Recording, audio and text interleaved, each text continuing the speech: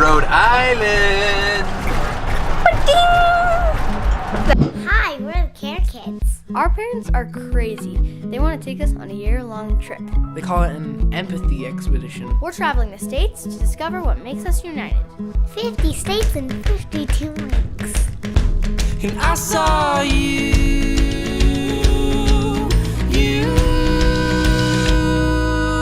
'cause I wanna be like the wind. I wanna run with you. Oh, we can be wolves, howling at the great white moon.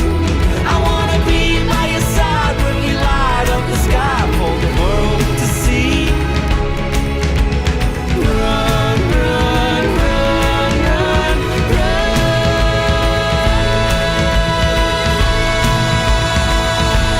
with me.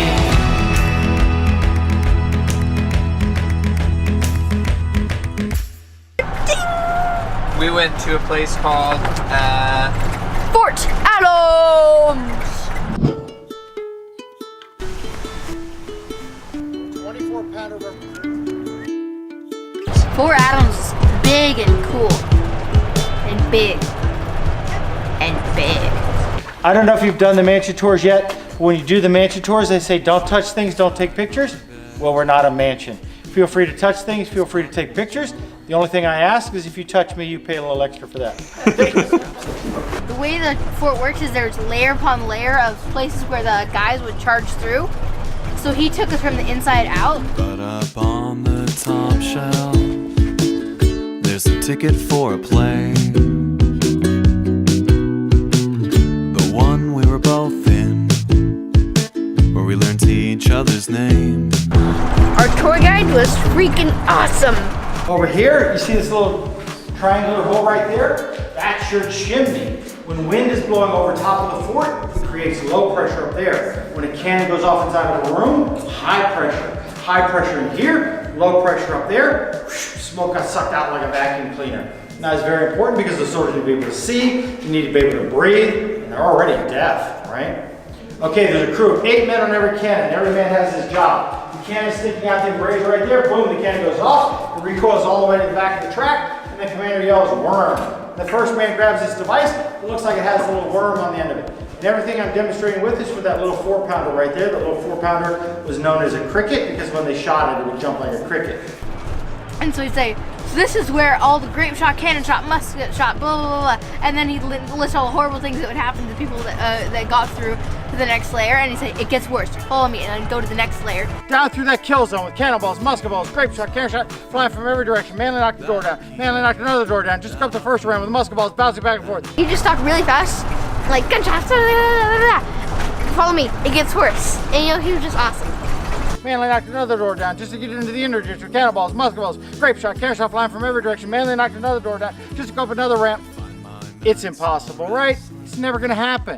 It's estimated it would take 10,000 men. 10,000 men to take this one fort. Back then that was a whole armada. In Rhode Island, we became tunnel rats. The tunnels that go from the fort underneath the inner ditch into the crown. Tunnels inside the crown. Tunnels from the crown underneath us right now under the glacis, and tunnels down inside the glacis. And he had men down in there called tunnel rats, and their job was just to listen. And if they heard somebody digging towards the fort, they would dig towards them and blow them up before they blew us up. You want to see the tunnels? Back inside. There's 4 steps down and then it's flat the rest of the way. Follow me?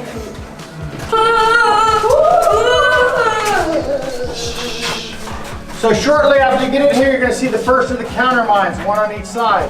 Like I said, this would have been open so they could dig towards any noises they heard, but more than likely this close to the fort, they would have just had explosives in here to blow up the whole crown if the fort was going to be overrun. I don't need you,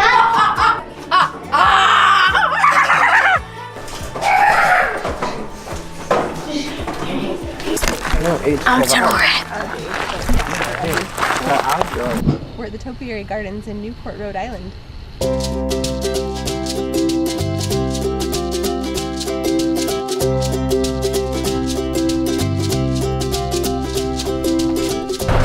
It's a house, but they really liked gardening, and they were from England.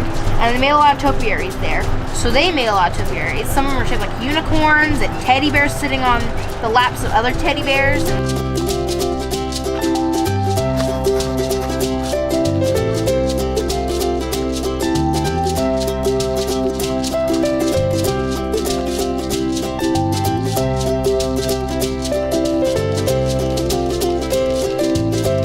The breakers, there's huge mansions that have carvings all over there. They basically had a fountain inside, and they had a huge room where they had acrobats occasionally come and do stuff.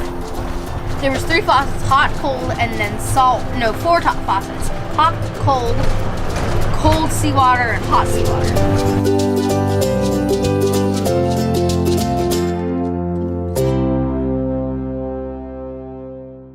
I'm honored to greet you and your family. I'm Rabbi Mark Mandel, the rabbi here at Truro Synagogue in Newport, Rhode Island, at the oldest synagogue building in the United States. It's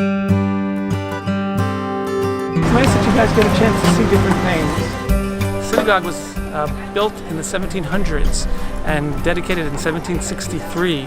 But the first Jews came to Newport in the 1600s, and they were a small group, so they didn't need a synagogue. But as they prospered and grew as a community, they decided in the 1700s to build a synagogue and hired Peter Harrison, who was known as one of the great colonial architects.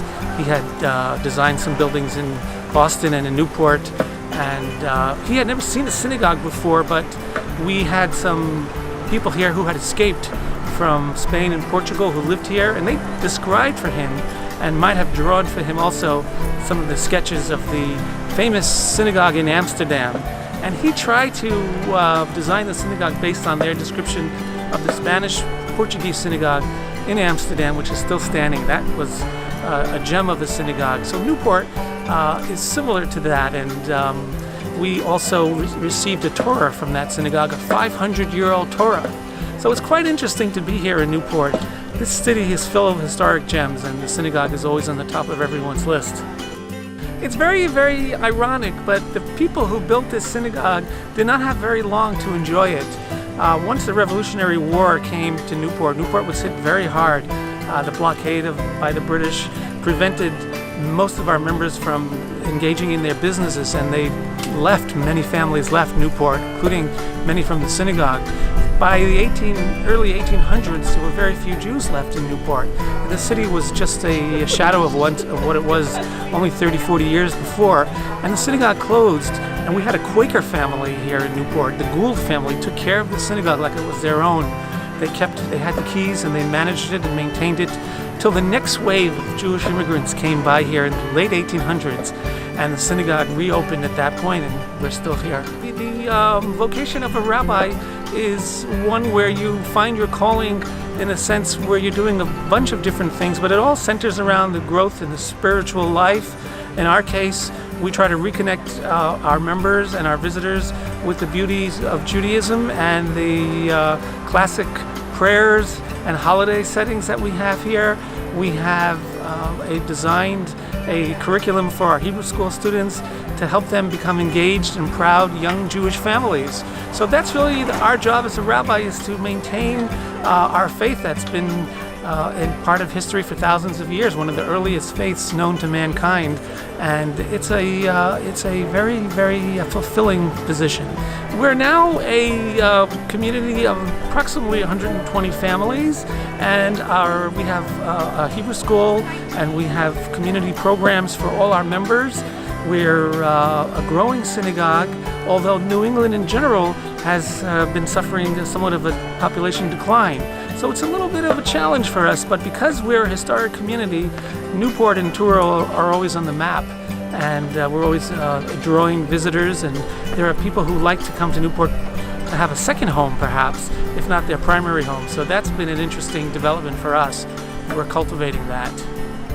Visiting Newport is very special because of the history here. You know, you can travel around the country and see many different things, but if you really want to get to the root of how things formed in the late 1600s and the early 1700s, a lot of that action was right here, especially when it comes to religious tolerance. George Washington was very grateful to the state of Rhode Island for assisting him in his plans to unite the country And he visited Rhode Island several times, and being that the Truro Synagogue was here up on a hill in such a glorious location, he stopped here and he greeted the Jewish community and actually wrote a very famous letter to them where he describes the goals of the new country, which was just starting at that time, and had the famous lines where the United States gives to bigotry no tolerance, to persecution no assistance.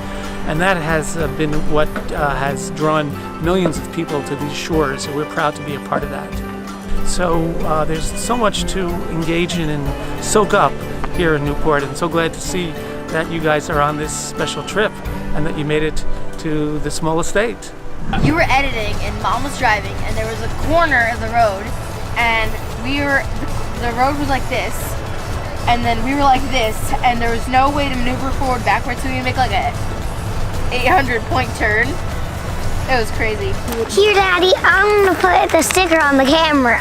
No. Boop.